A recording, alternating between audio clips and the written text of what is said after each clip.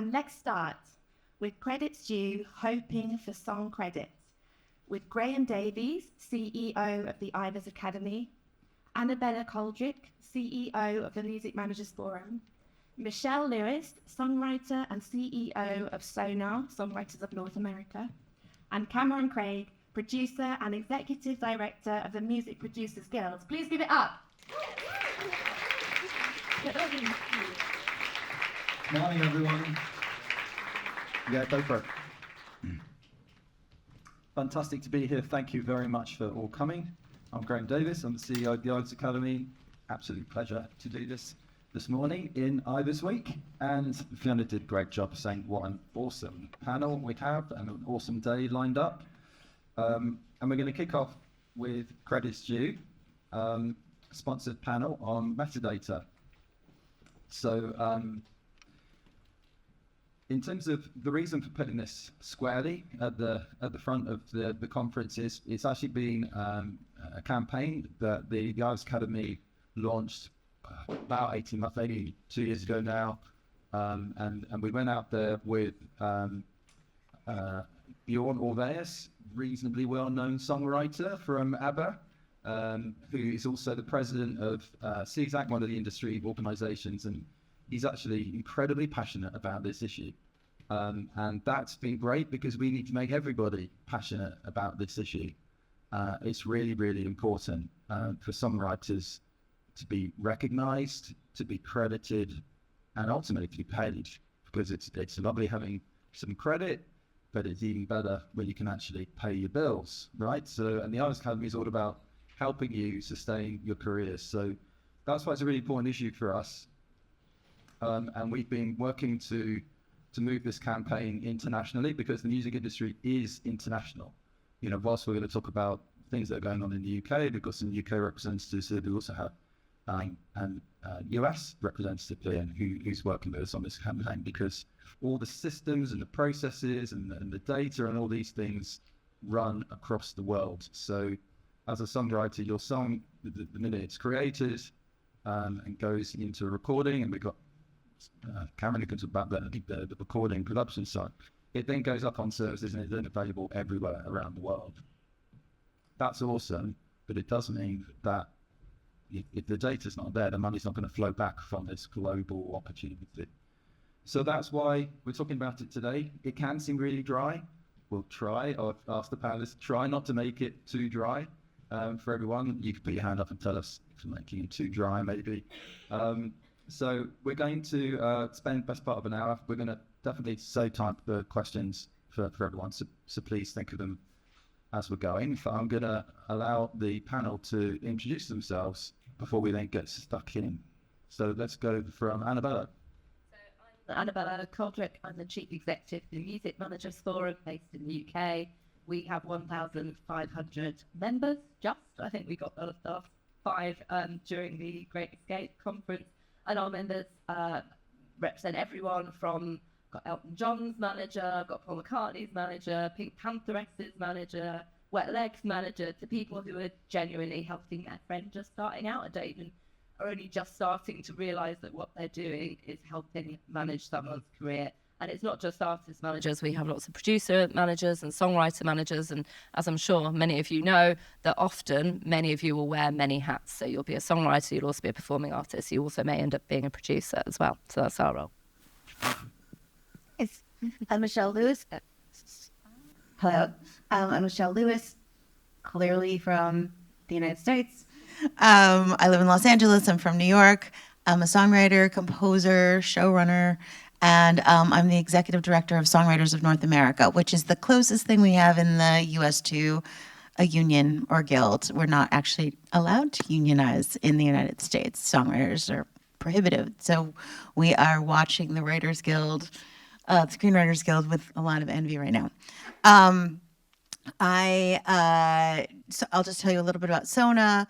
We started it about 8 years ago. A bunch of songwriter friends and I were looking at our statements, royalty statements.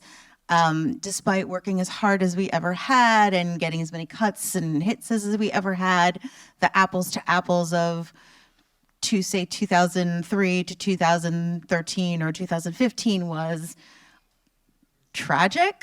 I don't know. It was so different, and we just decided it was time to sort of ring the alarm and advocate for ourselves. We had so many other people sort of advocating for us, publishers, PROs, but we weren't doing this for ourselves. So we decided it was time. So we formed in Los Angeles. We are now national. We also have close to 1,000 members, and it's songwriters, composers, all genres. Also people who love us, managers, publishers are also allowed to be members of SONA. But we're kind of the closest thing to a union in the US. It's fun. I'm Cameron Craig, Executive Director of the Music Producers Guild. We look after producers, engineers, anyone involved in the making of records. And my day job is actually making records. So everyone that works for the guild are all working professionals. And also, what they're not doing, it's been quite bashful. So Michelle has written some absolutely amazingly huge songs. You're not going to say, are you, who you've worked with? No. And then, Cameron, what were you doing yesterday? Because this kind of brings to life. I was just recording an orchestra yesterday with a cold, so it was quite hard. Couldn't hear the orchestra, but it was recording an orchestra. So you've got some, really great people here to talk about this issue. So when we talk about song credits, okay? There's lots of young people in the room. There's lots of old people in the room, and more on the older side probably remember physical product. And it was really common with physical product, whether it's a CD or an LP, you would get the liner notes. And as music fans, that's where you would dive in and you go, all right, I can see who performed it. Oh, there's a songwriter there that's different from the artist. Or actually, there's a few songwriters there. And actually, who were the session musicians? Who played the bass? And who was the producer? And that information is incredibly rich for us as consumers and fans to explore. And particularly if we've got songwriters in the room, also how do you navigate who you might want to work with, or there's a big sort of exposure piece to that. So sadly, a lot of that information, which previously was gathered together when the physical product was released, with streaming, it's not there. So that's kind of where we've started out. The artist information will generally be there. The record label information will be there because they're the ones that own the recording and put it out. But the rest of that really rich information has been missing. So when we say song credits, panel, what do we mean? Cameron, do you want to go first? Well, credits of everyone involved. And that involved songwriters, engineers, studios, from my perspective anyway. And I sort of challenged that a little bit because I don't think there was never the good old days. Right. Credits have always been messed up. It's just now that it's sort of on an industrial scale, messed upness. Industrial messed up, as opposed to non-industrial messed up. So, I was going to say I could go into the woes of my career. Well, listen, I think we want him to go into the woes of his career. So come on then. So Cameron, you are a producer. You've produced so many different albums. So give us the worst, some of the messed up, what you've not been credited on. Come on. I'm talking about like milestones in your career. So my first #1, I wasn't credited on. My first multi-platinum record, I wasn't credited on. The second one, was the same artist. He spelled my name wrong. After knowing him for like 8 years or something. Third one, I didn't do a lot of work on. And he's sort of a bit confused as to what the credits should be. And he said, assistant engineer. And I'm like, no, additional engineer. But it came out okay on the record, but that mistake still lives on in the internet now. What would have been my first Grammy nomination, I wasn't credited on. And it just goes on and on. You think after, the records I've worked on probably sold about 40 million copies, yet people still leave me off records, which is kind of why I joined the Music Producers Guild in the first place. So. I mean, been quite flippant and fun this morning, and Cameron, I think one of the admirable things is you still sort of navigate this with a sense of humour, but it's not right. is it? I mean, that's really bad. I mean, if you can think of any other sphere where, you know, these recordings wouldn't exist without the songwriter, this is a very common story. I mean, I'll come to Michelle, but she's got stories as well. But, you know, if the songwriter isn't credited, if the producer isn't credited, it's just not okay.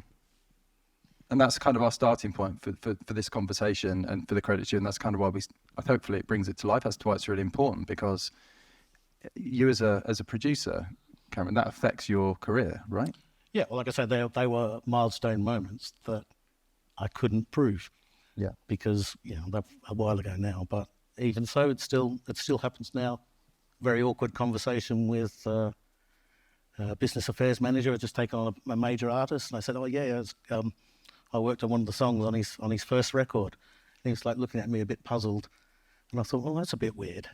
And then I went and looked at the CD, and I wasn't credited, but I was there in the electronic information, so I'm there. I live there online, but not on the actual physical. So yeah, they have effects. You know, that obviously I know him quite well now, but at the time, he was a bit like, "Oh, is he lying?" Or it has a detrimental effect on your career if you're not careful. Michelle, songwriter credits, have you suffered? Okay. You going in? Oh my God. Well, no, it's actually not that bad. My horror stories are not terrible. The funny one is, have you heard of the band Better Than Ezra? You know, the band Better Than Ezra, it's like a 90s band. Kevin Griffin, great friend person. He and I wrote a song with my friend Busby, who passed away. Anyway, the three of us wrote a song that ended up being a single on an album of Kevin's, like maybe 5 or 6 years ago. And my publishing company name is named after my favorite golden retriever, who is no longer with us, my dog B, called B the Dog Music, BEA. They added an extra T in the line. Beat the dog. Beat the dog.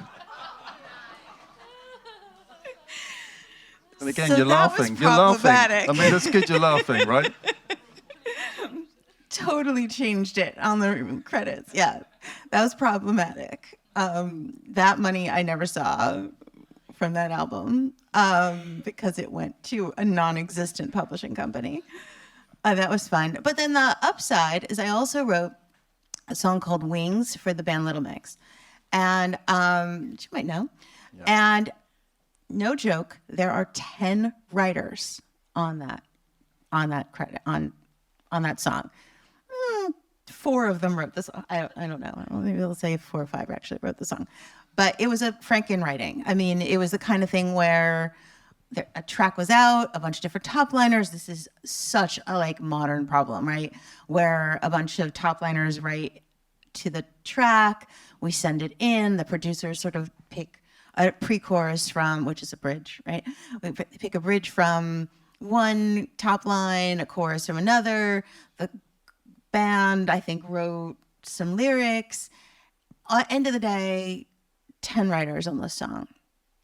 But I will say, that song was synced within an inch of its life. I mean, it was on every dance show, every, America's Got Talent, all those things. And because the metadata was correct, I mean, zillion different publishers, tiny pieces of slices of publishing, not a single sync got held up. Because everybody had their, ducks in a row and all the metadata was correct. Everything all the licenses went through, every time it gets synced, we all sign off. It's hurting cats, but it got done. So that's a good. Well, I think that's absolutely. I think these examples are just really fantastic. I think for sort of placing this issue in terms of the importance of it, both in terms of the credit for somebody in terms of their career and their profile, but also going through then straight into the money. That synchronization's very, very lucrative part. If streaming is a struggle in terms of where that money's going, synchronization is really lucrative, and synchronization is putting music to AV. So think adverts, video is everywhere, etc. So okay, so we're going to sort of go into, we're saying that there's a problem. We're going to kind of break it down a bit. But one of the reasons we're talking to everyone in the room, well, a bit of a show of hands. Who's songwriter in the room? Excellent. Lovely. Who's artist? Probably very similar. Producer? Very good. Publisher? Yep. Manager? Awesome. So all of you, and I probably left some out, distributor? Everyone needs to know about this. Everyone needs to be part of the process. So that's why we have Annabella representing managers, why we have producers, why we have the songwriters, because I think just as Michelle was saying, like that herding cats piece, all the metadata needs to be there if it's all going to flow properly. If the metadata is missing because of beat the dog, it's great you're laughing again, but I think I'd be crying if I'd lost all the money on an album, right? So it's really important. So we're just going to say, in terms of the route through this is to, if you go in a songwriting session, Michelle or Cameron, if you go into a studio and start to produce something, that conversation around who you are and be the dog, misheard as beat the dog, is not like, actually, I am Michelle Lewis, but I'm also code 01 da da da da da, right? Or Exactly. Cameron, I'm a reference number in terms of like you would with your passport. So you have codes, right? That say who you are. The songwriter social security number for in the U.S., and we should probably distinguish. This is why it's such a weedsy problem. But in the U.S., our sort of social security number is our IPI code, which is what we get from our performance rights organization, our ASCAP, BMI, CSAC. And that'd be like PRS in the UK. Like PRS in the UK. And it's like as soon as you join ASCAP, I'm with ASCAP, I join ASCAP, you get assigned this code called an IPI. I forgot what it is. Interested Party Index number. Thank you, of course. I didn't even know that. Wow, smart. And it's on my dashboard on ASCAP. I could see it wherever I go. And that's the number. It's like, if you have a job and you have social security codes, right? You have to use your social security number to get paid. It's that. It's like, that's what it is for songwriters. It's your social security number for your writing. So if your IPI number is associated with that work, that is a connection to you. It doesn't, it supersedes misspellings, missing your middle initial. There's going to be, I'm Michelle Lewis, 2 common first and surnames. There's other Michelle Lewises. It makes sure, because my IPI number is associated with all my works, it makes sure that I get paid for the things that I write. Okay, so that's takeaway 1. For those songwriters, put their hands up. You need to know your IPI number. If you're not a member of a PRO, like a PRS, you should join if you're active. There is another code, which is kind of a fallback if you're not a member of a PRO, which is called an ISNI. But in general, I think keeping it simple at the minute, IPI, that's a number you should know about. So then, Cameron, we've also got artists and producers. Do you want to talk to that? So, yeah, producers will most likely have an IPN number, which is the PPL performer number. So we just slow down there. So for artists, PPL is the equivalent of PRS, PRO. Again, you should join PPL. I think it's free to join PPL. And they'll give you a IPN number, which is interested performer number. I don't know, I'm guessing that. Probably. International. I think it's international performer number. There we go. So that's a important code if you play on anything. I guess for a song, there's the song, there's the recording, and there's the performances that make up that recording. There are 3 different numbers, depending on what aspect you're involved. I'm not really a writer, so I don't have a IPI number, but I do perform, so I have an IPN number, which goes into the recording side of it. Very good. Is everyone keeping pace with this? All right. So we're going to now get to, these, and the managers, very important to make sure that their artists and their songwriters are aware of these numbers. But we're now going to get to, okay, Michelle's gone in the studio and she's written a song, and Cameron is actually the producer and the performer on this one together with Michelle. We've now created a song. So you've got the songwriters, the producers, the artists, the song, and the recording. These are the components of every recording that you're listening to, right? And the performers. And the performers, yeah. So there might be, secondary session players or the rest of it. So those people would need an IPN number as well. So then let's move on to, we've got 2 more codes to come, and then I think we're going to let you go in terms of the educational. But do you want to pick up on the work code and the recording code? Yeah, so ideally before you release anything, this also applies if you're self-releasing, if you're putting your music up through a distributor, ideally what you should do is agree your splits, so who wrote what, and then you should go to your PRO, or indeed if you've got a publisher, and ideally you should really have both, because the streaming money goes both to your publisher and to your PRO, and ensure that you've registered that, and that's called an ISWC, which is the International Standard Works Code, and a work, by that they mean a musical work, so they mean the song.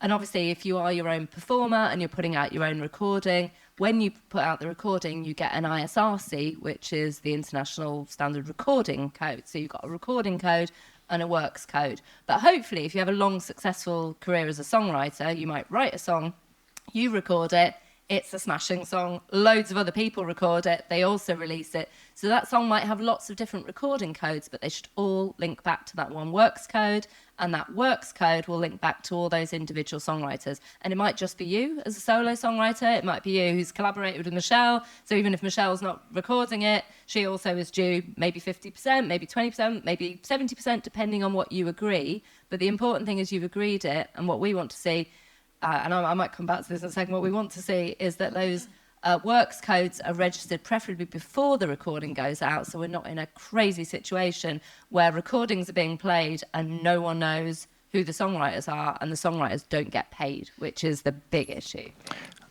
Absolutely. And I think to your point, Cameron, that obviously session musicians important too, and producers, but I think that particularly the songwriter being missing is just a big issue. So we're going to go there next. So in terms of one of the stats, we've been working in the UK about not just talking about, there's a big issue, but how can we do something about it? And so we've got, and I can see we've got representative from the Intellectual Property Office, part of the government here today. So we've been working with them on the issue, and we're very grateful to their support. And through that process, one of the stats I think was Spotify saying less than 3% of recordings ingested have information on the song. Yeah. 3%. Less. I heard it was 1%. 1%, there we go. And I did check with PRS. Now, there's probably there's a bit of an issue at the moment as to what is Spotify ingesting, right? But it's not really the point. In terms of the industrial processes that Cameron's talking about, largely, all of those recordings have a recording number. They have to get right? through the distributor. Because to get onto that, it's mandatory. You have to have. So some of these codes are going through on the recording side, but they're not going through particularly on the song side. So why is that happening, Annabella? That's a good question. So you talked before about physical music. When you wanted to release a physical mechanical copy, you had to go and get permission to be able to do that and pay the mechanical royalty. So you had to go and get the publishing before you could put the record out. When streaming was developed and licensed, the publishers and the PROs said, we're not sure we're being paid properly by the record companies. We don't like having to wait and chase the record companies for the publishing money and the songwriter money. So what we're going to do is we're going to license the streaming services directly. And we're going to license both the performance and the effectively mechanical copy. Even though it's digital, there's this idea a digital copy is being made as well as a performance. And therefore, on the songwriting side, they completely disaggregated it from the recording side. And they said, labels, you're no longer responsible anymore. Don't worry about it. We've got it sorted. We're going to license Spotify. We're going to license, in the end, YouTube, Apple, all the streaming service, Deezer, whoever. And so we're in a really weird situation where you can put a recording out, whether you're a record label or you're self-releasing through a TuneCore or any of the other, a Ditto or a CD Baby, you can just put that recording out. And then after that recording has been streamed, there's a process where they go back and try and match that back to the song. And they've lots of different song databases with lots of different problems all around the world in different territories.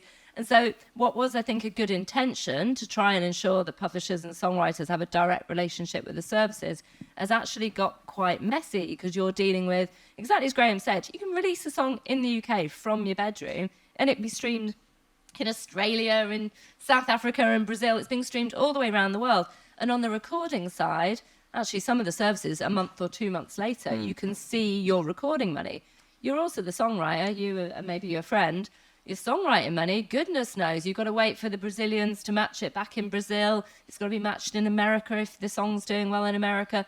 And actually on the songwriting side, it can take up to 2 years if all your data is correct, if all your data is correct, and you have a publisher as well, or a publishing admin. If you're probably early days, you might go with a Song Trust or a Centric to make sure you're getting your mechanical side as well as your performance.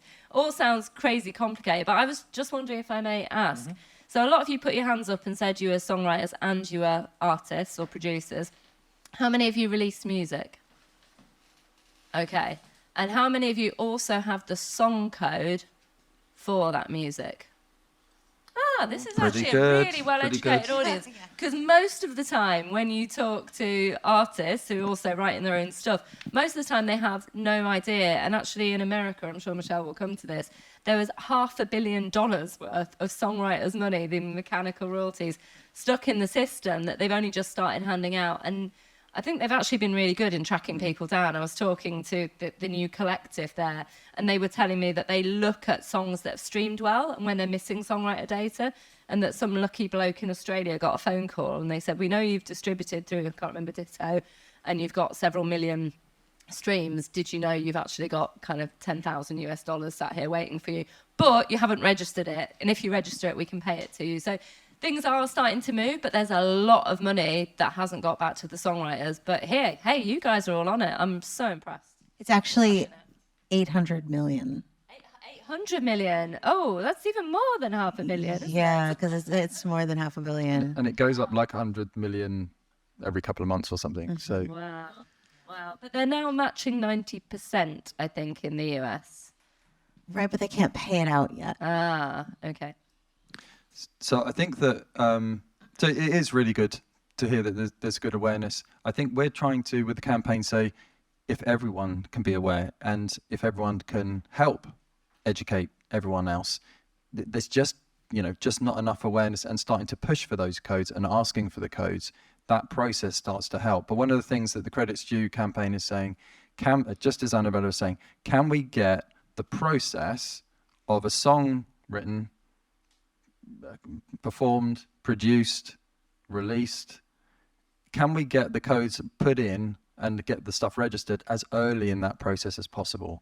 Because I've spent a lot of my career at PRS, that issue that Annabella's talking about costs the collecting societies millions upon millions of pounds, which is coming out of the money that should be going to our songwriters, trying to hunt down, well, we've got a recording code, we don't know what the work is, and nothing's been registered, or it's registered too late. And the window of some of these royalties now is closing. If the claim isn't in within 6 to 12 months or something, it could be those royalties are going to be lost forever. And then that money's just going to be paid out to the stuff that is registered. And no problem with the most popular songs in the world. They're really well registered, really promptly. All the metadata's there. It's all good. But for the more independent side and the more self-releasing side, where those resources are not there, those royalties that you could have got will be going to the major repertoires. So that's why we're here. That's why we're talking about it. I think everyone has, in a way, a bit of a moral sort of requirement to kind of spread the word and help their fellow creators. You said something there that I just want to highlight, which is, I forgot how you put it, but in the US, we put it as market share. So that $800 million that I'm talking about, that's sitting at the Mechanical Licensing Collective, which is the US's first version of a CMO, right? We never had a centralized mechanical collection society. We've always had publishers distribute, collect and distribute their mechanicals through it. And there's also an organization called Harry Fox. But the Music Modernization Act, which was passed and signed into legislation in 2018, created this entity, this Mechanical Licensing Collective, which SONA worked really hard on setting up, and lobbying for and setting up, and we've been in the weeds of putting it together. This $800 million that's been sitting at the MLC. It's not, it's been matched. Much of it has actually been matched, but we've been waiting on a rate from, we don't have an actual like rate to pay it out at yet. And it's such a dumb problem. It's like the judges just haven't issued the rate yet. So they don't know how much to, and then it's going to have to be rematched. Wow, okay. It is a clusterfuck. Anyway, sorry. But if that money doesn't get distributed in a timely manner, it gets distributed by market share. And what I mean by market share is those who have the biggest, who are at scale, who have the biggest shares, like the major publishers, are going to get a huge payout. So it's also a little bit of a tick-tock of time of like, the clock is ticking on, we have to, songwriters have to get our shit together and make sure if we claim our pieces, otherwise it's going to go to someone who doesn't deserve it. And I think that one of the issues with that sort of market share based system is that, as I say, that the major repertoire is well registered. Right. Like So you said, this- the little mix track. So this money is for the stuff that isn't well registered. So, you know, as everyone's saying, so I think in terms of MLC, that's another takeaway from today. It's really important for those that are writing, releasing music to check out the MLC because there may be some money in there that It's you just can claim. themlc.com, I think. TheMLC.com. So we're going to go to questions. Hopefully there are some in the room. The last thing to say is, as I said, it's been a systemic issue. It's quite complex, as you can hear. It's quite hard. When you've got lots of people involved, they're the hardest problems because you have to try and corral lots of people to do the right thing. But it does start with education, hence today, and people knowing what's going on, why it's important. But we all also have, as I say, been working with the government in the UK to try and get a code of practice so that all these parties in the chain can sort of commit to, this isn't working at the moment.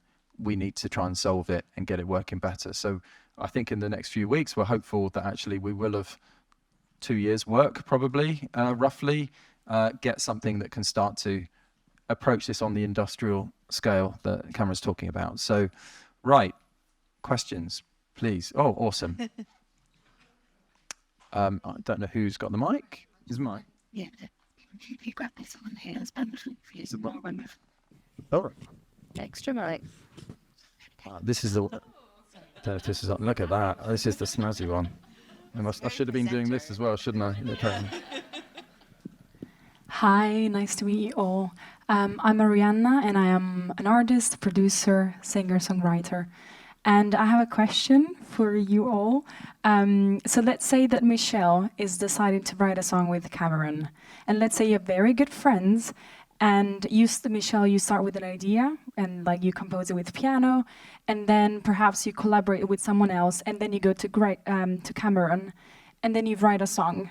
And Cameron produces it, but Cameron doesn't want any money because he's like, oh no, I want to collaborate. What are the rights then that Cameron has, that Michelle has, and other songwriters have? And what the difference would be if Cameron would decide to be paid instead? Because there are some rights that then, if as a songwriter decide to pay the producer, that the producer doesn't have. But in the case of, a collaboration, that does change. What would be, so the questions are two, sorry. The first one is, what would be the approach that you, Michelle, as a songwriter would have with people that you collaborate with? And what would be the approach that you, Cameron, would like to have with songwriters? And what would be the difference in case the payment will be done or not? That's a great question, because it is a conversation, right? And in the US in particular, this is all a free market discussion. It's not regulated by the government. I write a song with my co-writer. We think there's something there, but we want to, just bring something else to it. We bring Cameron in. We have a conversation. If it's the first time I'm writing with Cameron, I'll say, let's try this out. I'm going to pay you. And I'd be like, and we would do a work for hire agreement, and we would negotiate a rate that felt fair. because he's who he is, he'd probably get a point. He'd get points. He can negotiate for some back end. Michelle, when you say points, you just A explain percentage of profit, basically. So that's the songwriting credit.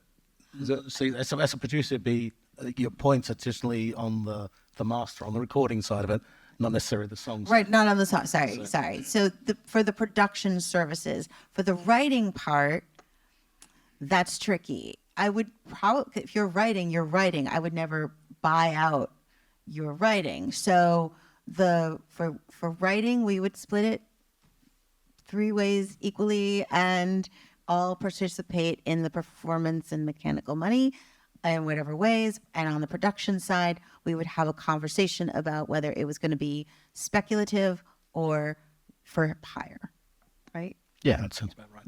Because on like working with an artist that's already written the song, I then make sure that they've had the conversation with their co-writer, that they agreed the splits.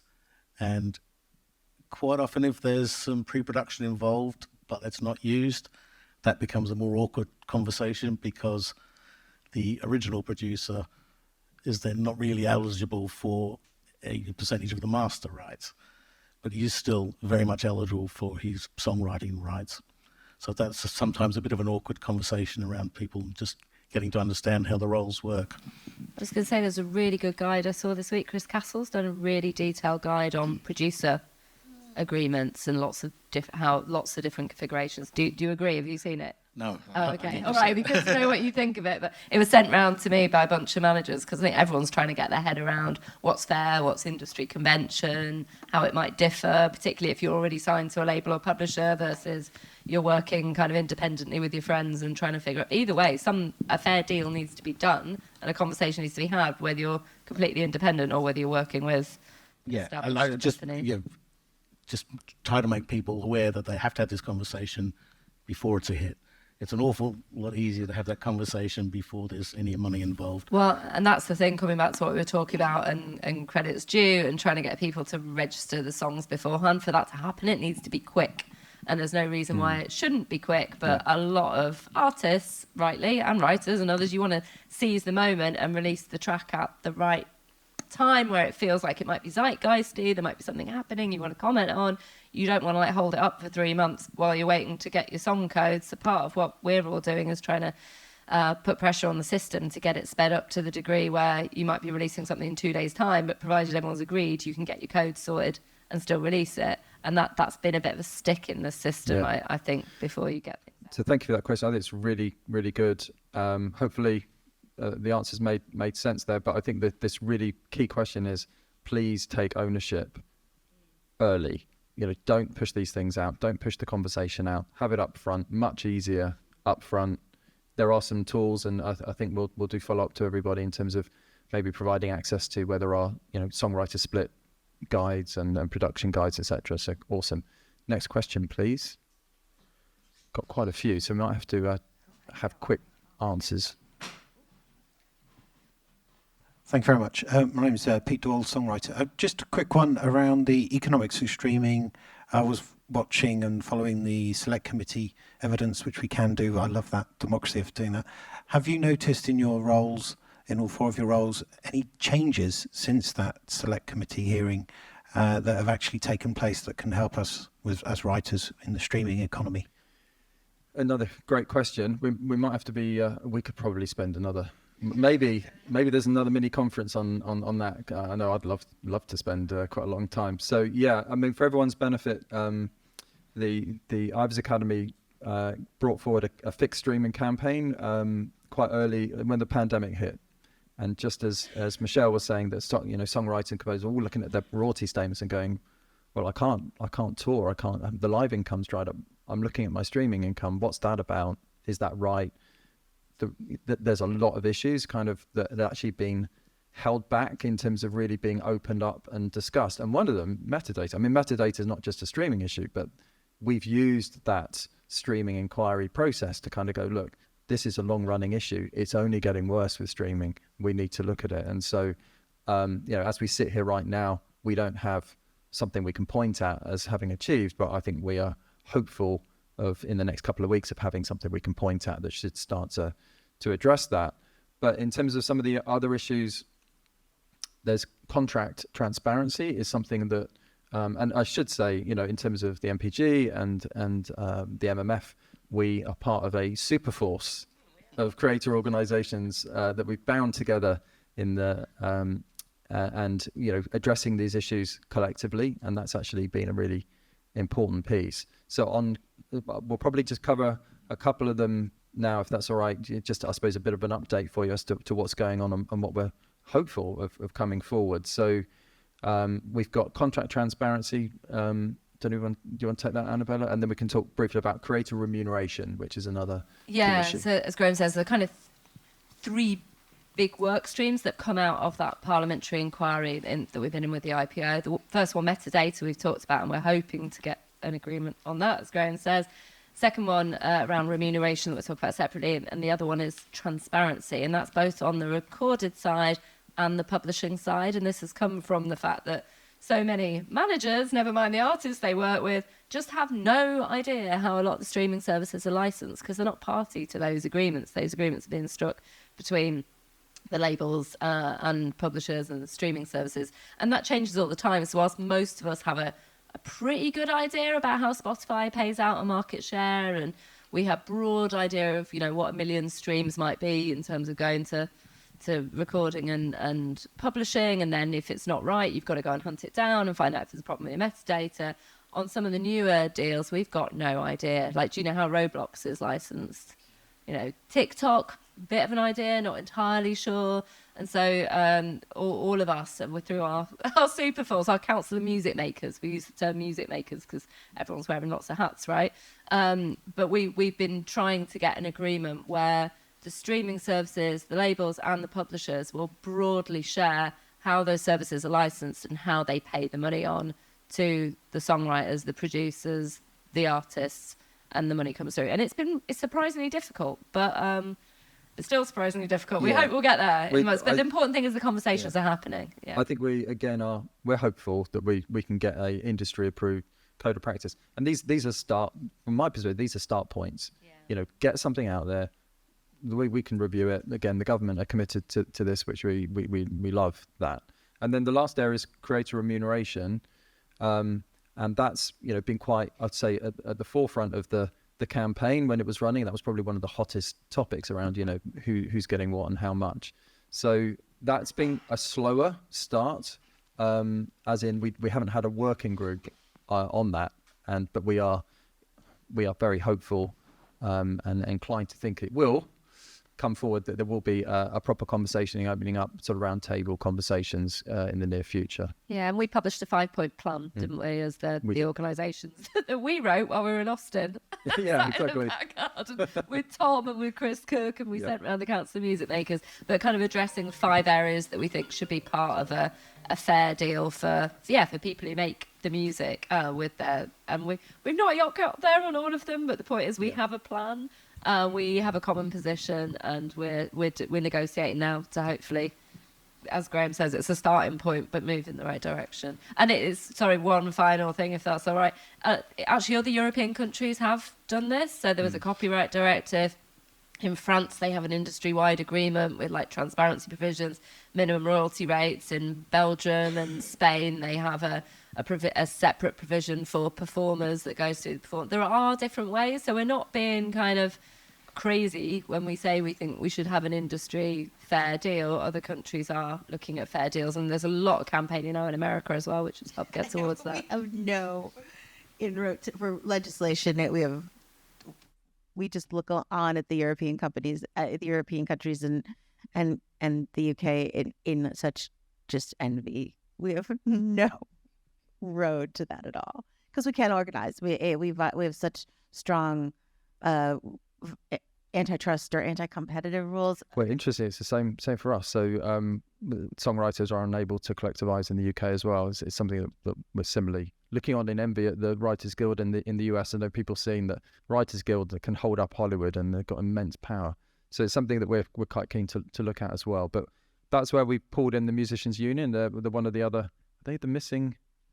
There's a couple of other missing colleagues on the Superforce, not here today, but the musicians union, and they are obviously, they're a union, they are collectivised, so we're kind of drawing on their power. So I'm conscious of time. I'm probably going to get chopped we're going to get chopped in a minute, but we've got 2 minutes, so we've got 2 more questions, 1 minute,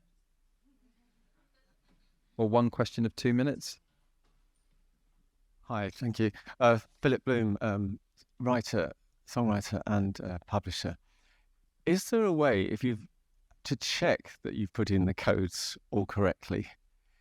I'm never sure how. I mean, as far as I know, I have, but somebody says to me, "Oh, you had 10,000 streams the other day." I'm never even sure how to find that information. So, another great question. Annabella, do you want to, or Michelle? Well, I was going to say, actually, in the UK, it's really hard to go back and check whether your recordings have been matched to your song. Your recording will be correct because you've had to release it through a distributor. But in terms of your song data, you can check with your PRO that you're registered.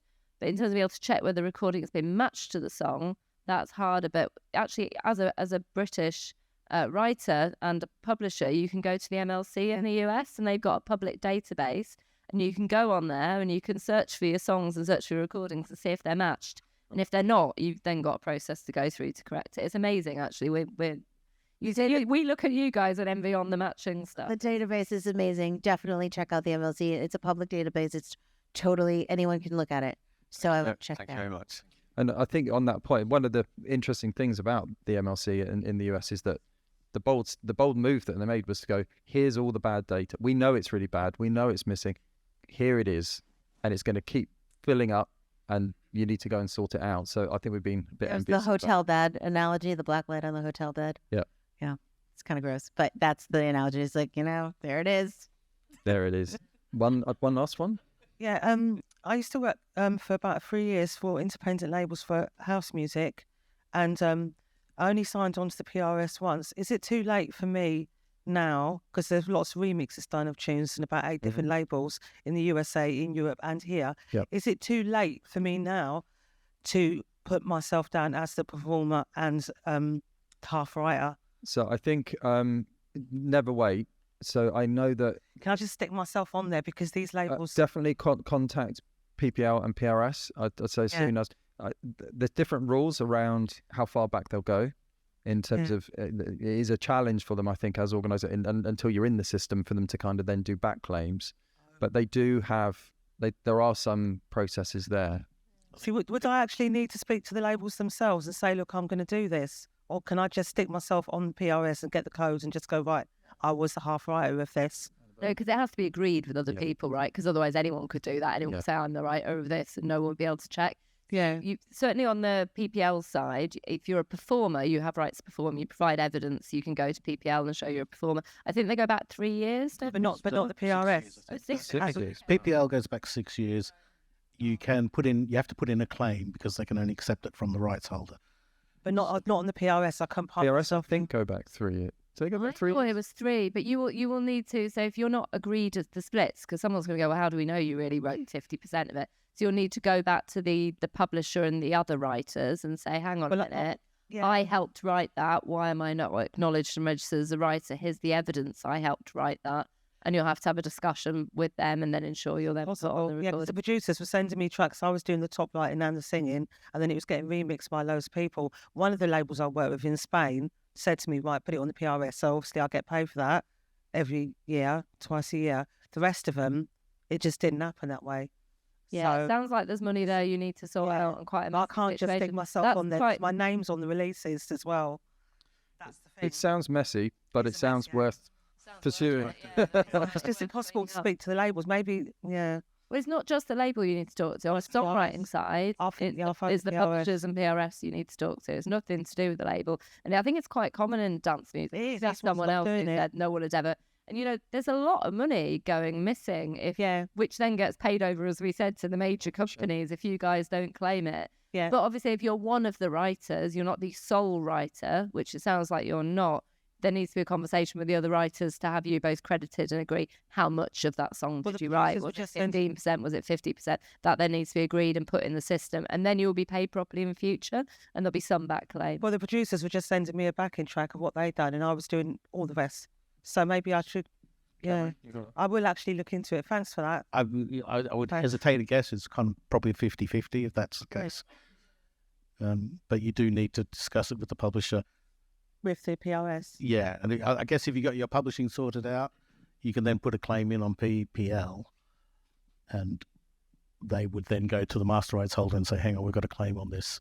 Oh, no. So Did she perform on that? If your name's on the record, it's kind of fairly obvious that you did. Yeah. So I think a nice sort of bring it back round to upfront, knowing what you can claim and codes and all of that as early as possible, because when it's down the line, it's messy, it's time consuming, and it's hard work, but it's worth it. So I think our time is up.